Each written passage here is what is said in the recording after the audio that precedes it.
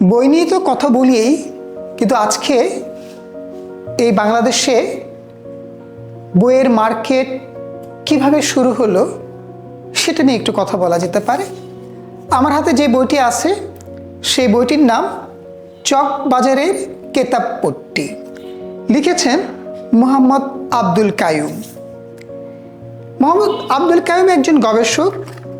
উনি বেশ দুর্লভ কিছু তথ্য নিয়ে এই বইটি লিখেছেন।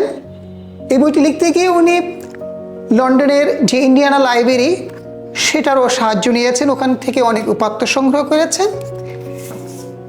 এই বইটিতে আমাদের এই অঞ্চলের যে প্রকাশনার শুরুটা সেটা বিধৃত হয়েছে, সেটার ইতিহাস আছে। আমরা জানি যে ব্রিটিশ ভারতে যে যখন কলকাতায় ইতিমধ্যে প্রকাশনা শুরু হয়ে গিয়েছিল, কিন্তু এই বাংলাদেশে তখনও শুরু হয়নি। শুরুটা হয়েছিল এই চকবাজারে। চকবাজারটি পুরনো ঢাকায় অবস্থিত।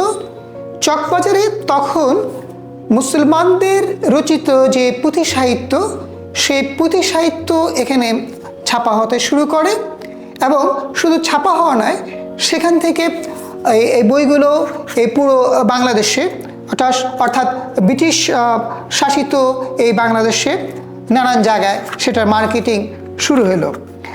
এই কেতাবপট্টিতে মূলত 200 বছরের পুরনো। এই বইটিতে আমরা একই সাথে যে পাবো যে মুসলমান শহীদ সম্মিলনী নামে একটি সংগঠন ছিল।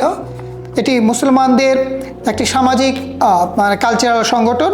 সেই সংগঠনটি মুসলিম লেখকদের জড়ো করেন, মুসলিমদের লেখা যে সব পুঁথি আছে সেগুলো সংগ্রহ করেন, এবং সেই পুঁথিগুলো এই চকবাজারের প্রেসগুলো থেকে, এলাকা থেকে ছাপানোর ব্যবস্থা করা হয়, এবং সেখান থেকে সারা দেশে মার্কেটিং করা হয়।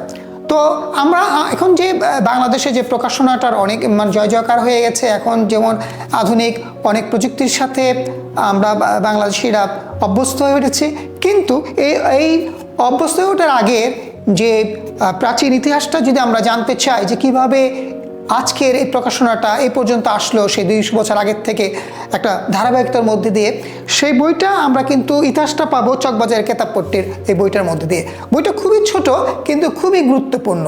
এই বইটি যারা প্রকাশনার সাথে সংশ্লিষ্ট এবং প্রকাশনা নিয়ে যারা এখন ভাবছেন বা আগামীতে ভাববেন, এবং আমাদের এই অঞ্চলে বইয়ের যে ইতিহাস, পাঠের যে ইতিহাস, সেই ইতিহাসটাকে জানতে হলে এই বইটি খুবই গুরুত্বপূর্ণ এবং সবার জন্যই দরকারি বলে আমি মনে করি।